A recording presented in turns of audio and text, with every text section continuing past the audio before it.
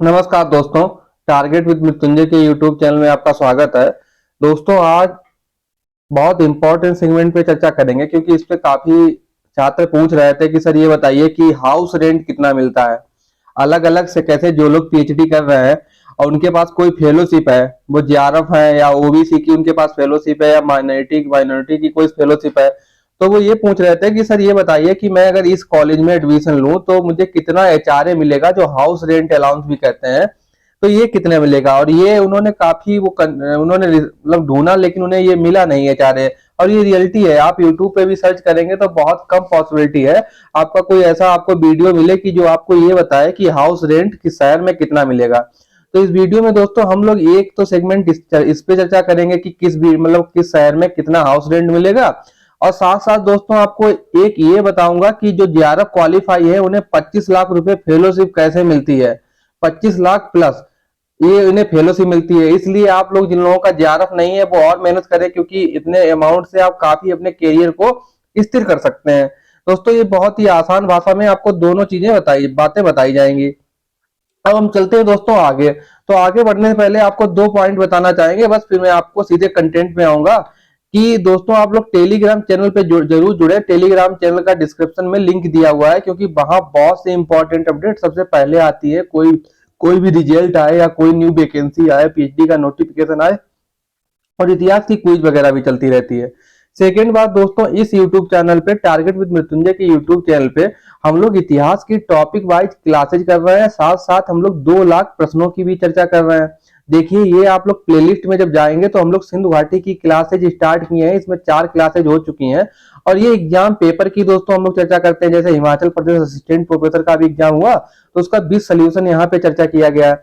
प्रमुख व्यक्तित्व की चर्चा कर चुके हैं। और दोस्तों ये बहुत इंपॉर्टेंट सेगमेंट है इतिहास लेखन, क्योंकि इसमें लोगों को कंफ्यूज होता है। तो मैं इस पे भी हम लोग इतिहास लेखन की भी 3 क्लासेज कर चुके हैं, जिसमें हम लोग चर्चा कर चुके हैं साम्राज्यवादी इतिहास लेखन क्या है, राष्ट्रवादी इतिहास काल लेखन क्या है, उपयोगितावादी इतिहास लेखन क्या है, प्राच्यवादी इतिहास लेखन क्या है, मार्क्सवादी इतिहास लेखन क्या है।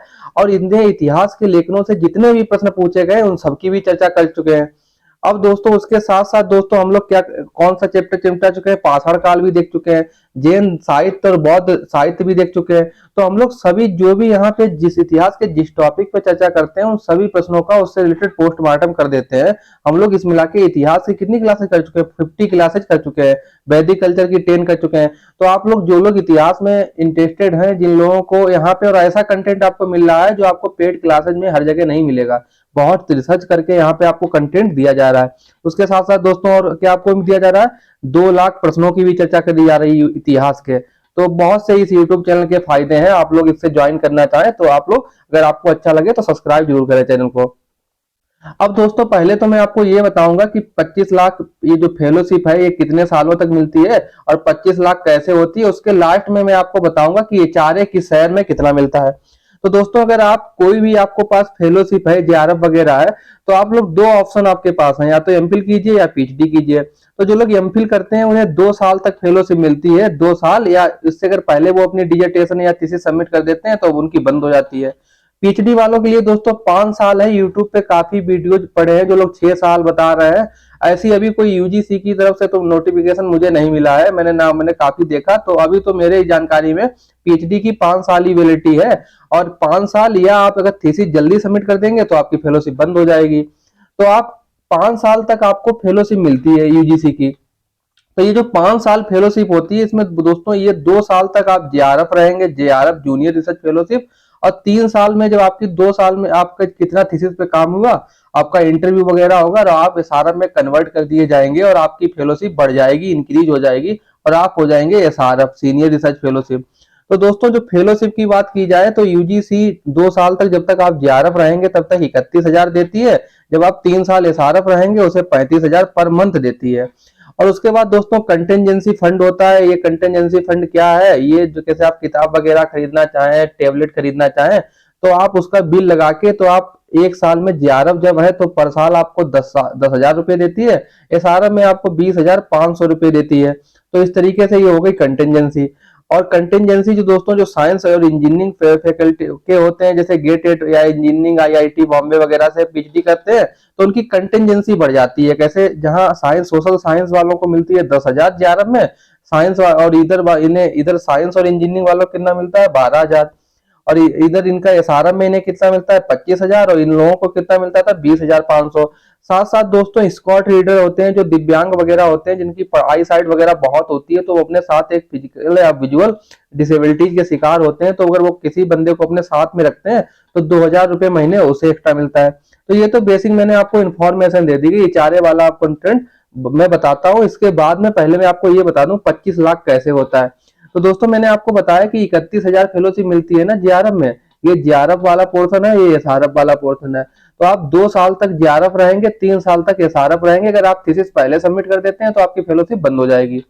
तो अगर 31,000 12 महीनों के हिसाब से देखा जाए तो एक साल में आपको फेलोशिप मिलेगी 3,72,000। और अगर 35,000 के हिसाब से देखा जाए, जब आप एसआरएफ में हो जाएंगे तो आपको मिलेगी 42,000, 42 4,42,000 आपको फेलोशिप मिलेगी, कितना एसआरएम में हर साल। फिर दोस्तों ये होता है एचआरए वाला पोर्शन, यही मैं आपको समझाना चाहता हूं क्योंकि ये है बहुत टेक्निकल। तो दोस्तों इसमें क्या है, एचआरए का जो यूजीसी ने बांटा है शहरों को 8%, 16% और 24%।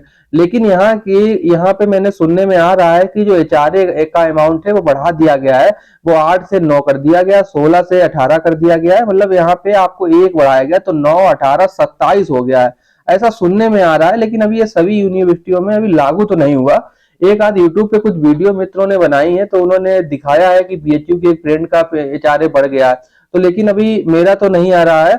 और मैंने काफी बात की तो हो सकता है कि ये इंफॉर्मेशन सही हो, 9, 18, 27, लेकिन मैं आपको पिछली डेटा के हिसाब से बता रहा हूँ 8, 16, 24। अगर ऐसा ही था, अगर बढ़ गया तो और अच्छी बात है। तो दोस्तों ये 31,000 का जो आपका प्रिंसिपल अमाउंट होता है, इसी का 8% आपको एचआरए मिलेगा, या फिर ये जो प्रिंसिपल अमाउंट 31,000 है इसी का 16% एचआरए मिलेगा। तो अगर आपको 8% मिलेगा तो 2480, और 16% मिलेगा तो आपको 4960। और फिर उसके बाद जब आप एसआरएफ हो जाएंगे तो आपका प्रिंसिपल अमाउंट कितना हो जाएगा 35,000। तो अगर इसका एचआरए 8% आपको मिलेगा तो 2800, और 16% कैटेगरी में आएंगे तो 56,000। दोस्तों इसके साथ 56,000 नहीं, 5600 है दोस्तों। आपको यहाँ पे बताना चाहे, मैंने आपको दो ही लिए हैं, 8, 16। आप 24% कैटेगरी में भी हो सकते हैं, तो उसमें तो आपका 7500 के आसपास जाएगा। लेकिन ये बहुत कम शहर है इसलिए मैंने आपको नहीं बताया। अभी मैं आपको लिस्ट दिखाऊंगा एचआरए की किस शहर में कितना मिलता है, तो आप समझ जाएंगे। तो इस प्रकार आपका दोस्तों कुल मिला के अगर आप ऐसे शहर से पीएचडी कर रहे हैं जिसमें आपको कितनी एचआरए मिलता है 8%, तो आपका पर मंथ फेलोशिप बनेगी कंटेंजेंसी मिला के 34,313। और अगर 16% वाले शहर से एचआरए के कर रहे हैं तो आपको मिलेगा 36,793। और एसआरएम में यही अमाउंट बढ़कर अगर 8% वाले से कर रहे हैं तो 39,499, और 16% एचआरए वाले शहर से कर रहे हैं तो 42,266। और अगर आप सोच लीजिए अगर यही 24% वाले से अगर आप होंगे तो आपका 45,000 प्लस बन जाएगा जाके। देखिए कितनी फेलोशिप बढ़ जाती है, तो मतलब जॉब की टक्कर देती है।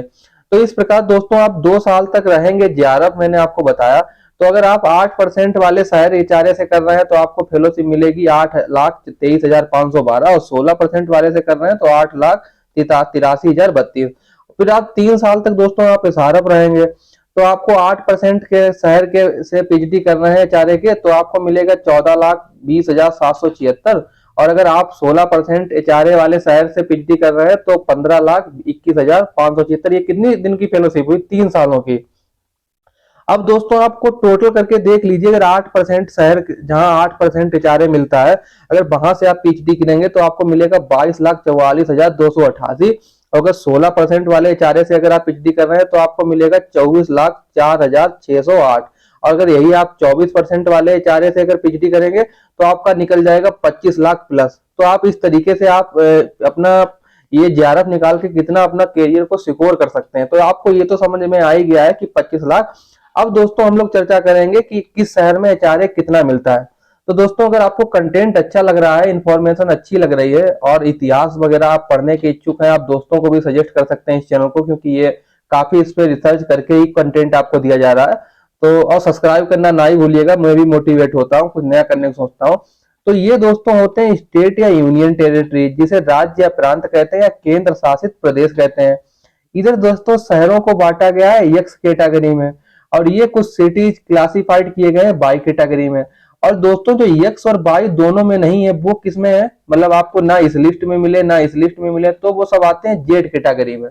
और ये दोस्तों जेड कैटेगरी में जो शहर है जिनका नाम इन दोनों में नहीं है उन्हें मिलता है 8% एचआरए ओरिजिनल।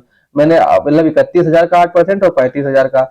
और जो बाई कैटेगरी में शहर आते हैं उन्हें मिलता है फेलोशिप, मतलब जो अमाउंट होता है उसका एचआरए मिलता है 16%। और ये दोस्तों होते हैं 24%। कैसे, जो 31,000 का 24% और 35,000 का 24%। यही यहाँ पे कुछ वीडियो में यूट्यूब पे बताया गया है कि ये यहाँ पे ये 9 हो गया है, ये 27 हो गया है, और नहीं ये हो गया 18 और ये हो गया है 27। अगर एचआरए बढ़ा है तो आपको भी एक्स्ट्रा मिलेगा, लेकिन अभी तो नहीं मिल रहा है हर जगह। तो आप लोग ये तो समझ गए होंगे कि ये जो भारत यूजीसी ने 3 कैटेगरी में शहरों को बांटा है, एक्स कैटेगरी, बाई कैटेगरी, और इन दोनों लिस्टों में जो नहीं है वो हो गया जेड कैटेगरी में। इसमें मिलता है 8%, इसमें मिलता है 16%, इसमें मिलता है 24% पुराने डेटा के अनुसार। तो दोस्तों अगर आप अंडमान निकोबार द्वीप समूह से पीएचडी करते हैं तो आपको इसमें ना तो कोई एक्स कैटेगरी में शहर है ना बाई कैटेगरी में, तो आपके वहां से सिर्फ आपको 8% एचआरए मिलेगा। अंडमान निकोबार द्वीप समूह में कर रहे हैं तो अगर हैदराबाद से आप कर रहे हैं तो दोस्तों आपको मिलेगा 24% एचआरए, किसका, प्रिंसिपल अमाउंट का, फेलोशिप का। और दोस्तों अगर आप विजयवाड़ा, वारंगल, ग्रेटर विशाखापट्टनम, गंटूर से कर रहे हैं तो आपको मिलेगा एचआरए 16%। और इन दोनों लिस्टों में जो नहीं है वो सब शहर आते हैं 8% में। अरुणाचल प्रदेश में दोस्तों एक्स बाई में कोई नहीं है तो आप कहीं से भी करेंगे 8% मिलेगा। असम में दोस्तों इसमें एक्स में कोई नहीं है, गुवाहाटी से अगर आपको करेंगे तो 16% मिलेगा। इसी तरीके से दोस्तों पटना अगर बिहार से आप करेंगे तो यहाँ 24% वाली लिस्ट में तो कोई नहीं रखा गया है, आपको पटना में कितना मिलेगा, 16%। चंडीगढ़ से करेंगे तो यहाँ में भी एक्स कोई नहीं है, आप चंडीगढ़ से करेंगे तो आपको 16% मिलेगा। छत्तीसगढ़ से दोस्तों करेंगे तो दुर्ग, भिलाई, नगर से अगर आप करेंगे तो ये सब 16% है, और जो इन दोनों लिस्टों में नहीं है वो सब 8%। इसी प्रकार दोस्तों दादरा नगर हवेली, दमन एंड दीव, दिल्ली से दोस्तों जो लोग पीएचडी करेंगे उनकी मौजी मौज है, क्योंकि उन्हें 24% एचआरए मिलेगा, लगभग 7500 के आसपास तो उन्हें एचआरए मिलेगा, आराम से 1 बीएचके फ्लैट लेके कहीं भी रह सकते हैं। अब दोस्तों दिल्ली के बाद गोवा में भी 8% मिलेगा, क्योंकि एक्स वाई, ये एक्स है, ये वाई कैटेगरी के सिटी है। गुजरात से करेंगे तो अहमदाबाद में तो आपको मिलेगा 24%, और ये दोस्तों ये है सब 8%, 16% वाले, इन दोनों में नहीं। हरियाणा में दोस्तों अगर आप फरीदाबाद और गुरुग्राम से करेंगे तो आपको 16% एचआरए मिलेगा, और इन दोनों शहरों के अलावा आप हरियाणा से कहीं करेंगे तो आपको सिर्फ 8% एचआरए मिलेगा। हिमाचल प्रदेश में 8% मिलेगा। आप देखिए कितने तरीके, मतलब किस तरीके से डिवाइडेशन किया गया है। हिमाचल प्रदेश में धर्मशाला और शिमला क्या कोई सस्ती जगह है क्या? अब धर्मशाला और शिमला से कोई पीएचडी करेगा साला 8% उसे एचआरए मिलेगा। लेकिन अब डिवाइडेशन कर दिया गया है तो कर दिया गया है। और जम्मू कश्मीर में आप देख लीजिए कोई एक्स कैटेगरी में है ही नहीं। श्रीनगर और जम्मू से करेंगे तो आपको 16 पड़ेगा। ये पुराना वर्गीकरण है, वही उसी हिसाब से फेलोशिप मिल रही है एचआरए। अब इसमें मेरे हिसाब से संशोधन करना चाहिए, क्योंकि आप नैनीताल या कोई हिल स्टेशन से अगर पीएचडी कर रहा है, धर्मशाला, नैनीताल और शिमला, तो वहां तो ये 8 मतलब 2400 रुपए में आपको रूम तो मिलना बहुत मुश्किल है अगर आप सही लोकेशन पे लेंगे। कर्नाटक में दोस्तों देख लीजिए, बेंगलुरु से करेंगे तो आपको 24% मिलेगा, और इन जगहों से करेंगे तो आपको मिलेगा 16%। दोस्तों यहाँ पे साला वर्ड निकल गया, सॉरी उसके लिए। केरला दोस्तों ये केरला से आप करेंगे तो यहाँ पे आपको एक्स कैटेगरी में कोई नहीं है, और ये सब 16%। इसी तरीके से आप लोग इसका स्क्रीनशॉट लेना चाहें तो ले सकते हैं। केरला, लक्षद्वीप, मध्य प्रदेश देख लीजिए, इसमें गुवाहाटी आता है, इंदौर आता है, भोपाल, ये सब 16% है। इसी तरीके से आप लोग इसका स्क्रीनशॉट लेके अपना अपना शहर देख लीजिएगा। और इसके बाद उत्तर प्रदेश का भी एक बार देख लीजिएगा, यूपी एक बहुत बड़ा स्टेट है। तो दोस्तों इसमें एक्स कैटेगरी में कोई शहर नहीं है, मतलब आपको 24% तो एचआरए कहीं नहीं मिलना, लेकिन मुरादाबाद, मेरठ, गाजियाबाद, अलीगढ़, आगरा, बरेली, लखनऊ, कानपुर, इलाहाबाद, गोरखपुर, बनारस, सहारनपुर, नोएडा, फिरोजाबाद और झांसी से अगर आपको कर रहा है तो 16% एचआरए मिलेगा। थैंक यू दोस्तों, आज के सेगमेंट में इतना ही। मैं आपको कुछ अन्य इन्फॉर्मेशन, अगर आपको पीएचडी से संबंधित या अपनी फेलोशिप या कोई सब्जेक्ट या यूजीसी के फर्स्ट पेपर से रिलेटेड कोई भी प्रॉब्लम है तो आप लोग नीचे डिस्क्रिप्शन में टेलीग्राम चैनल से जुड़ के हमें पर्सनल भी मैसेज कर सकते हैं। आपका रिप्लाई जरूर दिया जाएगा और आपका समाधान करने की समस्या का पूरी कोशिश की जाएगी। थैंक यू दोस्तों, इस चैनल को सब्सक्राइब करना ना भूलिएगा और वीडियो को शेयर करना और लाइक करना ना भूलिएगा। थैंक यू दोस्तों।